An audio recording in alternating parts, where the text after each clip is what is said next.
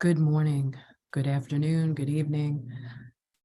It's December 27th, 2022. What does it mean for there to be warfare and judgment on our iniquities? I've just been meditating on the book of Joshua, and we know that Joshua is a type of Jesus, type of Christ. The book of Joshua begins with this statement.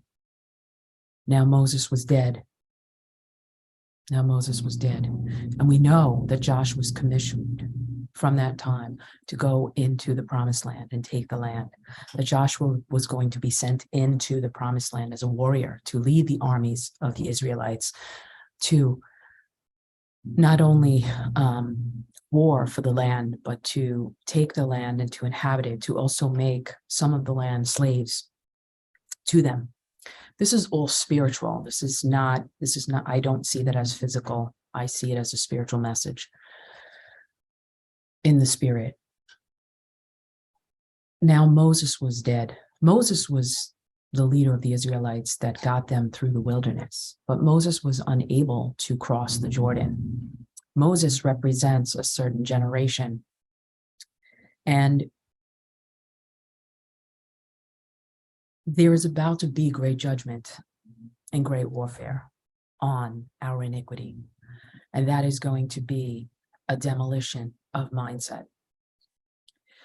And so we have been in the shakings of our foundations. As I spoke about yesterday, the pillars of our foundations have been shaken to the core because our mindsets are about to be changed.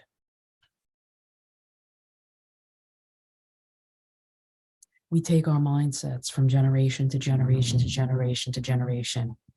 And through that, we suffer greatly because many of our mindsets are not rooted and grounded in the kingdom. And God is warring for our minds. God is about to deliver us from mindsets that are outside the kingdom, the holy kingdom of God. Moses, the leader of the Israelites who went through the wilderness, dry places, uninhabited places, places of, I would say those are not well-watered, life-giving places, the places of wilderness. Those are the dark nights of the soul. And so we see that we have come through many generations of compacted trauma and iniquity, where there has become a crying out that has arisen. A crying out has risen up to the realms, from humanity, crying out to God, saying, deliver us out of this wilderness, God, deliver us out of our iniquities. And so we're reaching that climactic place. And I was thinking and meditating on the first horse, the white horse with the rider bent on conquest that has gone before us. That rider is a warrior. That rider is a type of Joshua. That rider is Christ. And Christ has gone before us, bent on conquest, to war on our behalf, and is going to take the land and do warfare on our mental strongholds. These mental strongholds are tied to ethnicity, tied to regions, geographical regions, tied to religions, tied to education, tied to nations,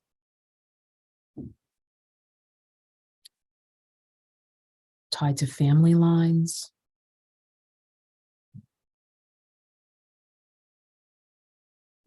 These mindsets are connected to these things. And so that's why we have seen the pillars of those things being shaken over the last few years.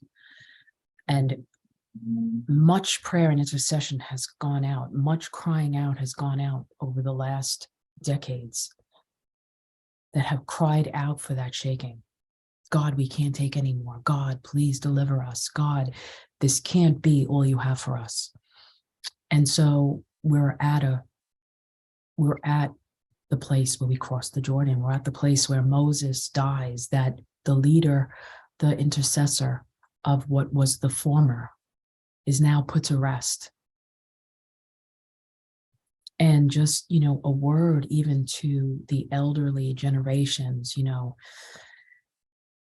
will you go? Will you allow your mindsets to be changed? Will you allow yourself to cross over and go to the promised land? Or are we so set in our ways and our mindsets that we just can't change? Will you be that radical? Will you cry out for it? Will you learn from the Joshuas and the Calebs who have the foresight, who can see into the spirit? Will you be humble? Just a word, we read in Joshua, and I've just been meditating on the scriptures and how they went in, and I mean, the warfare was great. And the next 2 years, this year of 2023 is going to be a foretaste of 2024, which will be great volatility and warfare. And we will feel in 2024 as if we are in one battle after another.